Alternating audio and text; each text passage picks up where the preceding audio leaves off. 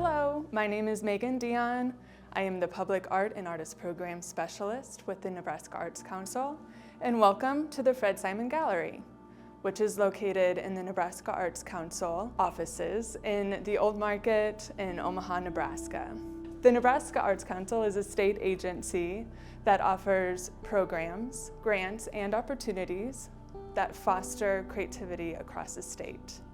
One of our programs is the Fred Simon Gallery, and we feature exhibitions by artists dealing with all different content mediums from all over the state. Right now, we're going to hear from our current exhibiting artist about the work that they create for this gallery and in their studio practice and why they do that. So we look forward to seeing you at the Fred Simon Gallery in the Nebraska Arts Council very soon.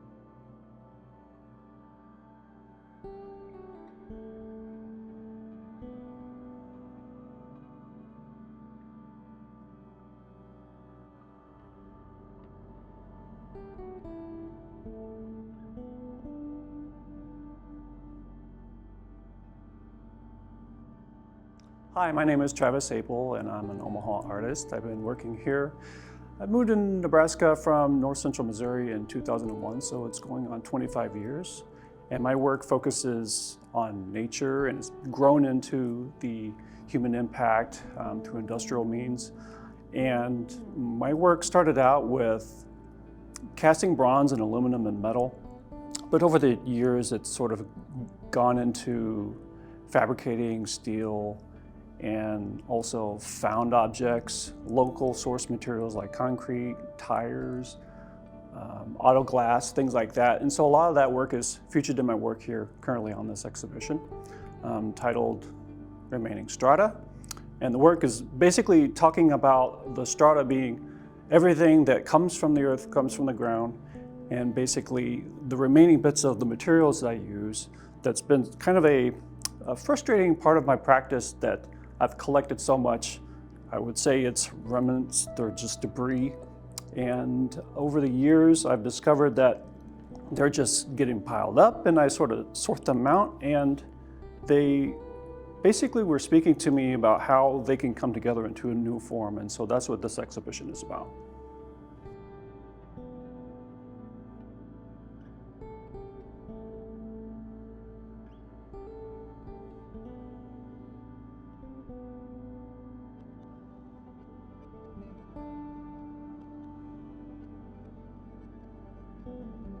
This piece is titled Hollow.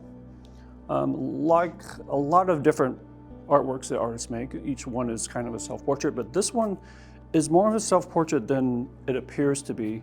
One of the things that I'm really fascinated by is landscapes. A lot of my work, you could see the geomorphism, sort of the layering, that's the strata part.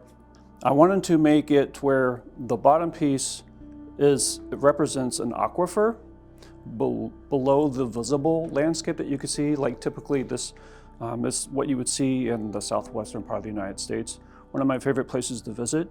And I always thought that like a geode, which this definitely has like a geode kind of a look with the auto glass inside of it, is basically to me the idea of a geode represents because the crystals are formed inside of an atmosphere inside this stone bubble that creates the crystals. It's the gas, the atmosphere inside there is kind of like a spirit or the soul or the essence. And also this sort of kind of represents the invisible part of a person, the essence, but it's expressed in its physical and its physical and forms. This piece is kind of like who I am on the outside and the foundation of who I am on the inside. And the negative space basically just represents the unseen parts of myself.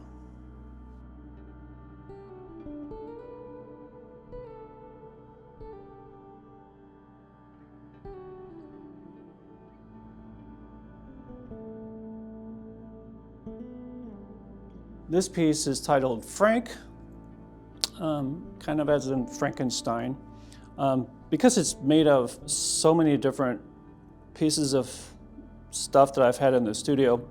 Mainly The body is cast aluminum, and that was supposed to be part of a sculpture that ended up failing because before I took the waxes to the foundry, they warped just enough so whenever they were cast in the metal, they were cast in the position that they were received. And whenever I brought them home to weld them together, it just was not going to work. There was no chance that it was going to work out. So I was stuck with these several castings of a failed sculpture that was really kind of hard to deal with because I, invested time and money into getting the cast. But over the past 10 years, they just sat around the studio, just nagging me to do something with it. But then when I was thinking about the theme about the show, I thought, okay, well, I could use these castings as the framework or basically the body of some other object. The more I looked at it, I thought it looked like it could be the torso of an animal. And so what I took some of the other wooden pieces that were just laying around, like this came from my in-laws. This was a part of the banister between the kitchen and dining room that my father-in-law gave me. And I thought, well, I could use that. And then I basically fit it to the aluminum casting and it became a leg. And okay, well, this has definitely got to be some type of a character, some kind of a creature. So I started putting together all these other wooden pieces together, screwed them together, and I had to do a lot of custom wood putting together in order to make this actually work out. And a lot of the materials don't necessarily, they don't really have any relationship to one another, but that's part of what I wanted. I wanted this to represent something that is very poly material, something that represents kind of like who we are as people, different perspectives and different convergencies. This piece is also related to another piece in the show called Stool, or Stoolie rather, and it also is made up of an aluminum casting that has the same issue. How to create that piece into an original.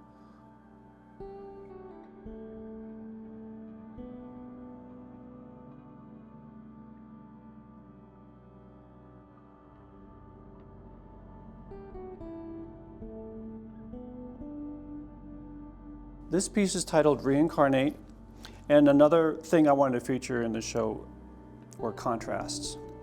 And the contrast being organic versus synthetic. And I think it comes clear in the amount of things that are raw versus things that are processed. For instance, the natural cow bone, and I wanted to sort of balance it out with artificial knee implants that came from a high school art teacher who wanted, her daughter wanted me to create something with them. And the process involved in plywood versus a piece of walnut that fell in our neighborhood. So I'm gathering a lot of materials and that are found and also traded from other artists in the community.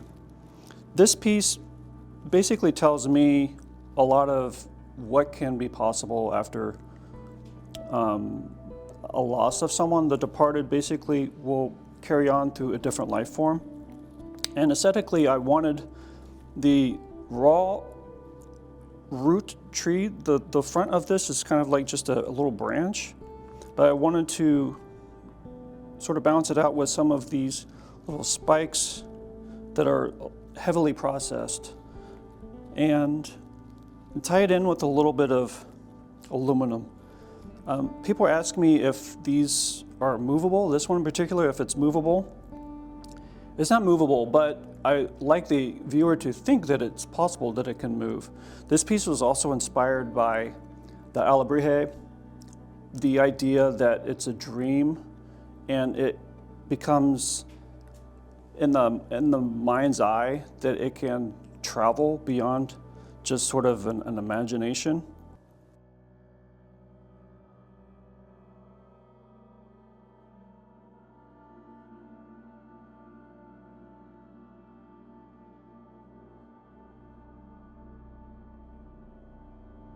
All right, this piece is titled Suspect. It's a little bit of a darker type of a work. The centerpiece is a cast brass bird.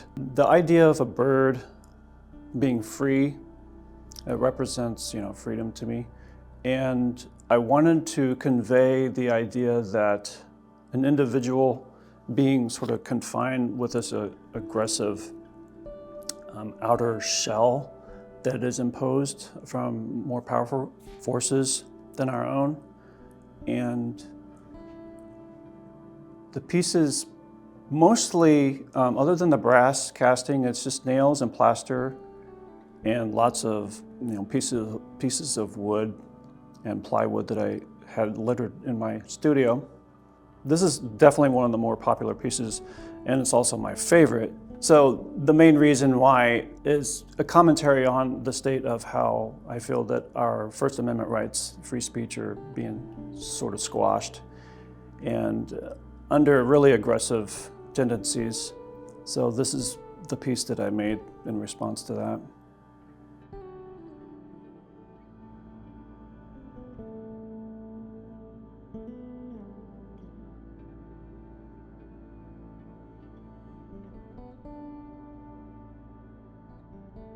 This piece is titled Domestication, and it is a self-portrait, and the locks on here I welded them together, and they each have like a little saying on there, such as citizenship and dogma and hierarchy.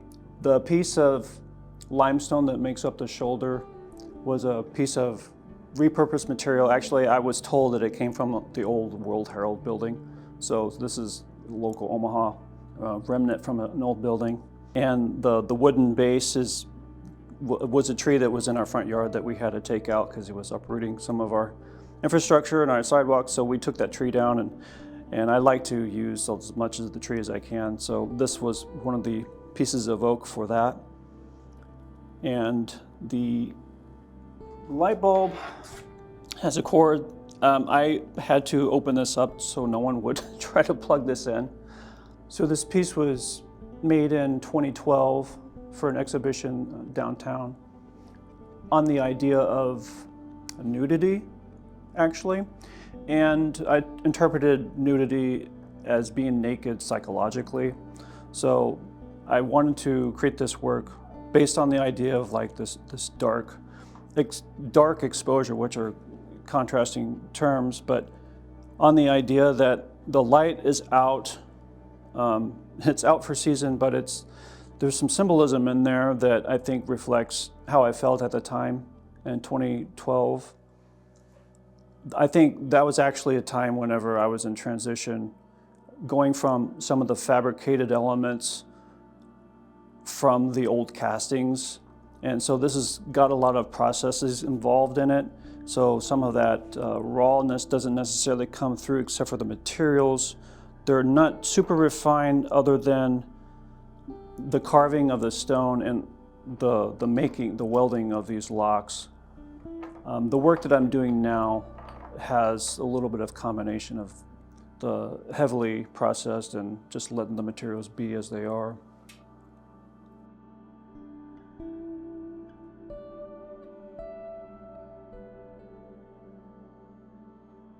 This piece is titled Nation Building Blocks, and I wanted to make this piece sort of a commentary about the nature of the military-industrial complex and how it has been a part of nation building and destruction and trying to impose democracy on other lands. But other than that, I wanted to include the idea that a section of land, a piece of land, a culture, a region was burnt down through a chaotic, explosive way. But I also wanted to include some of the tree root. So this sort of represents a tree also, kind of a tree in the Middle East. But as I mentioned before, it's a piece of land, it's a town, and the infrastructure below the ground. And this was the largest piece in the show, but it was also the last one that I created. I knew that this is a piece that I wanted to make, but for some reason there was something that was holding me back, and I think after I created this piece I realized what it was. Other than the graphic nature of it, the thing that I was really struck by, the fact that the rest of the work in the show is really tight and really heavily processed. I wanted to take more of just like the found objects, the stuff that's in my studio, and just throw it together. I was told that it's a little sloppy, and that might sound like a criticism, but I took it as a compliment because my work is so tight. I wanted to just basically put some together as quickly as I could, like almost in the form of a stream of consciousness. And so this thing is just bolted together and held together with plaster. And I took a torch to some of the materials, and yeah, I mean, this is the fastest piece of artwork that I've made, I think, ever. In all of the 25 years, this probably took 2 weeks to create, whereas most of the other works took several weeks for each one. I think the most challenging part of this piece was actually, how does it actually come together? Whenever we're talking about like this piping and the root that came out of my backyard and some of the plywood and stuff, I basically wanted to make sure that I preserved the tree root, but I also did a little carving on here just to give it a little bit of visual texture. But it's mounted with a piece of plywood, and I had to make all these little these joints and screw it together. But I also, in order for it to actually stay put together, I had to bind it with burlap and layers of plaster. And the plaster, I added some pigment to it to sort of give the idea of like each layer of strata representing the history of time. With the lighter colors and with the darker colors eventually to a dark gray color, sort of to me represents more and more processes, more and more power and intrusion upon a people and land. And so that's where I came up with the idea of nation building blocks. I have some bricks in here, some pieces of wood that sort of reflect some historical pieces, the way that they're shaped, in addition to some of the concrete and basalt rocks that are inside this piece that are part of the remaining bits that rain down after a place is exploded. And this is just how it sort of turns out. These aluminum castings of the ammunition was a part of another project that didn't end up being worked out for me. So again, these were basically just kind of like hanging out in my studio, tell me how I'm going to make something out of them. And I thought, well, they're going to be part of a representation, the symbolism of like how this piece of land was destroyed, and therefore nation building blocks.